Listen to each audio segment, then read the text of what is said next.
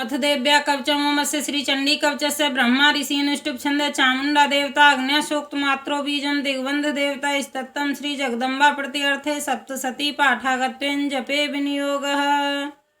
ओम चंडिका देवी को नमस्कार है। मार्कंडेय जी ने कहा, पिता में जो इस संसार में परम गोपनीय तथा मनुष्यों की सब प्रकार से रक्षा करने वाला है और जो अब तक आपने दूसरे किसी के सामने प्रकट नहीं किया हो, ऐसा कोई साधन मुझे बताइए।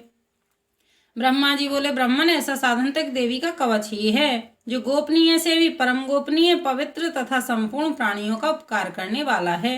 महामुनि से श्रवण करो। देवी की 9 मूर्तियां हैं जिन्हें नवदुर्गा कहते हैं। उनके पृथक पृथक नाम बतलाए जाते हैं। प्रथम नाम शैलपुत्री है, दूसरी मूर्ति का नाम ब्रह्मचारिणी है, तीसरा स्वरूप चंद्रघंटा के नाम से प्रसिद्ध है, चौथी मूर्ति को कुष्मांडा कहते हैं, पांचवी दुर्गा का नाम स्कंद माता है, देवी के छठे रूप को कात्यायनी कहते हैं, सातवां कालरात्रि और आठवां स्वरूप महागौरी के नाम से प्रसिद्ध है, नवी दुर्गा का नाम सिद्धिदात्री है। ये सब नाम सर्वज्ञ महात्मा वेद भगवान के द्वारा ही प्रतिपादित हुए हैं।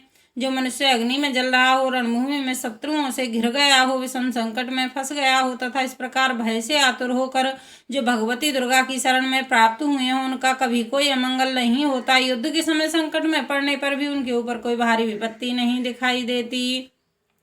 उन्हें शोक, दुख और भय की प्राप्ति नहीं होती। जिन्होंने भक्ति पूर्वक देवी का स्मरण किया है, उनका निश्चय ही अभ्युदय होता है। देवेश्वरी, जो तुम्हारा चिंतन करते हैं, उनकी तुम निसंदेह रक्षा करती हो। चामुंडा देवी प्रेत पर आरूढ़ होती हैं, 12 ही भैंसे पर सवारी करती हैं। इंद्री का वाहन ऐरावत हाथी है। वैष्णवी देवी गरुण पर ही आसन जमाती हैं। माहेश्वरी वृषभ पर आरूढ़ होती हैं। कुमारी का वाहन मयूर है। भगवान विष्णु की प्रियतमा लक्ष्मी देवी कमल के आसन पर विराजमान है और हाथों में कमल धारण किए हुए हैं। वृषभ पर आरूढ़ ईश्वरी देवी ने श्वेत रूप धारण कर रखा है। ब्राह्मी देवी हंस पर बैठी हुई हैं और सब प्रकार के आभूषणों से विभूषित हैं। इस प्रकार ये सभी माताएं सब प्रकार की योग शक्तियों से संपन्न हैं। इनके सिवा और भी बहुत सी देवियां हैं जो अनेक प्रकार के आभूषणों की शोभा से युक्त तथा नाना प्रकार के रत्नों से सुशोभित हैं। संपूर्ण देवियां क्रोध में भरी हुई और भक्तों की रक्षा के लिए रथ पर बैठी दिखाई देती हैं। ये शंख, चक्र, गदा, शक्ति, हल और मूसल, खेटक और तोमर, परशु तथा पास, कुंत और त्रिशूल एवं तमसारंग, धनुष आदि अस्त्र शस्त्र अपने हाथों में धारण करती हैं। दैत्यों के शरीर का नाश करना, भक्तों को वरदान देना और देवताओं का कल्याण करना, यही उनके शस्त्र धारण का उद्देश्य है। कवच आरंभ करने के पहले इस प्रकार प्रार्थना करनी चाहिए। महान रौद्र रूप, अत्यंत घोर पराक्रम, महान बल और महान उत्साह वाली देवी, तुम महान भय का नाश करने वाली हो। तुम्हें नमस्कार है। तुम्हारी ओर देखना भी कठिन है। शत्रुओं का भय बढ़ाने वाली जगदम्बिके, मेरी रक्षा करो। पूर्व दिशा में इंद्र शक्ति मेरी रक्षा करें। अग्नि कोण में अग्नि शक्ति, दक्षिण दिशा में बाराही तथा नैऋत्य कोण में खड़ग धारणी देवी मेरी रक्षा करें। पश्चिम दिशा में वारुणी और वायव्य कोण में मृग पर सवारी करने वाली देवी मेरी रक्षा करें। उत्तर दिशा में कोमारी, ईशान कोण में शूलधारणी देवी रक्षा करें। ब्रह्माणी, तुम ऊपर की ओर से मेरी रक्षा करो। वैष्णवी देवी नीचे की ओर से मेरी रक्षा करें। इसी प्रकार सबको अपना वाहन बनाने वाली चामुंडा देवी 10 दिशाओं में मेरी रक्षा करें। जया आगे सिर विजय पीछे की ओर से मेरी रक्षा करें। वाम भाग में तथा दक्षिण भाग में अपराजिता रक्षा करें। उद्योतनी शिखा की रक्षा करें। वह मेरे मस्तक पर विराजमान होकर रक्षा करें। ललाट में मालाधारी रक्षा करें। यशस्विनी देवी मेरी भौं का संरक्षण करें। भौं के मध्य भाग में त्रिनेत्रा, नथनों की यम घंटा देवी रक्षा करें। दोनों नेत्रों के मध्य भाग में शंखनी, कानों में द्वारवासिनी रक्षा करें। कालिका देवी कपोलों की, भगवती सांख्री कानों की मूल भाग की रक्षा करें। नासिका में सुगंधा, ऊपर के ओठ में चर्चिका देवी रक्षा करें। नीचे के ओठ में अमृत कला और जिह्वा में सरस्वती देवी रक्षा करें। कुमारी दांतों की चंडिका, कंठ प्रदेश की रक्षा करें। चित्र घंटा, गले की घाटी की महामाया तालू में रहकर रक्षा करें। कामाक्षी, ठोड़ी की सर्वमंगला मेरी वाणी की रक्षा करें। भद्रकाली, ग्रीवा में धनुर्धरी, पृष्ठवंश में रुदंड में रहकर रक्षा करें। कंठ के बाहरी भाग में नील ग्रीवा, कंठ की नली में नलकुबरी रक्षा करें। दोनों कंधों में खड़गनी मेरी, दोनों भुजाओं की वज्रधारणी रक्षा करें। दोनों हाथों में दंडनी, अंगुलियों में अंबिका रक्षा करें। सुलेश्वरी, नखों की कुलेश्वरी, कुची पेट में रहकर रक्षा करें। महादेवी, दोनों स्तनों की शोकनाशिनी देवी मन की रक्षा करें। ललिता देवी हृदय में शूलधारणी, उदर में रहकर रक्षा करें। नाभि में कामनी, गुहा भाग की गुहेश्वरी रक्षा करें। पूतना और काम का लिंग की महिषवाहनी, गुदा की रक्षा करें। भगवती कटी भाग में विंध्यवासिनी घुटनों की रक्षा करें। संपूर्ण कामनाओं को देने वाली महाबला देवी दोनों पिंडलियों की रक्षा करें। नारसिंह दोनों घुट्टियों हृदयेशी देवी दोनों चरणों के पृष्ठभाग की रक्षा करें। श्री देवी पैरों की अंगुलियों में तलवासनी पैरों के तलुओं में रहकर रक्षा करें। अपनी दाढ़ों के कारण भयंकर दिखाई देने वाली दृष्टा कराली देवी नखों की ऊर्ध्वकेशनी देवी केशों की रक्षा करें। रोमावलियों के छिद्रों में कोवेरी और त्वचा की बागेश्वरी देवी रक्षा करें।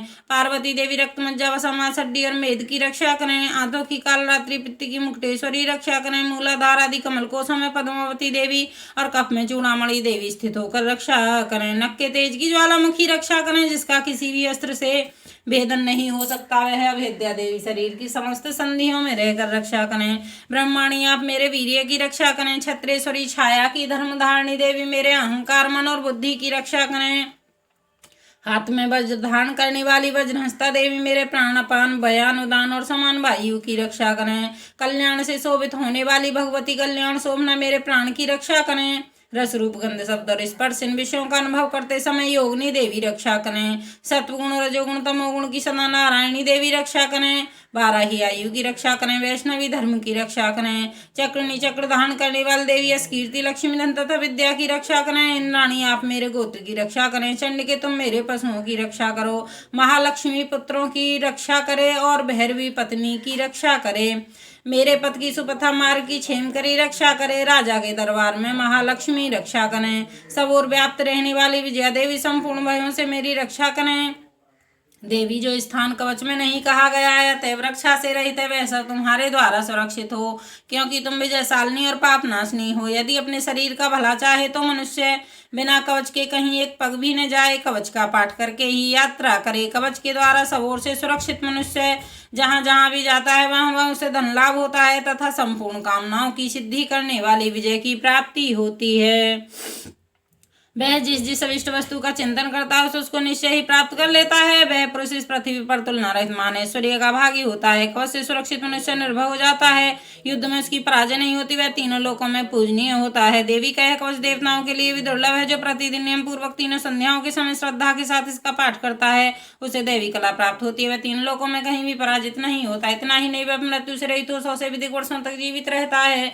मकरी चेचक कोढ़ आदि उसकी संपूर्ण व्याधियां नष्ट हो जाती हैं। कनेर भांग अफीम धतूरे आदि स्थावर विषांप और बिच्छू आदि के काटने से चढ़ा हुआ जंगम विष तथा ईफेन और तेल के संयोग आदि से बनने वाला कृत्रिम विष, ये सभी प्रकार के विष दूर हो जाते हैं, उनका कोई असर नहीं होता। इस पृथ्वी पर मारण मोहन आदि जितने आभिचारिक प्रयोग होते हैं तथा इस प्रकार के जितने मंत्र यंत्र होते हैं वे सब इस कवच को हृदय में धारण कर लेने पर उस मनुष्य को देखते ही नष्ट हो जाते हैं।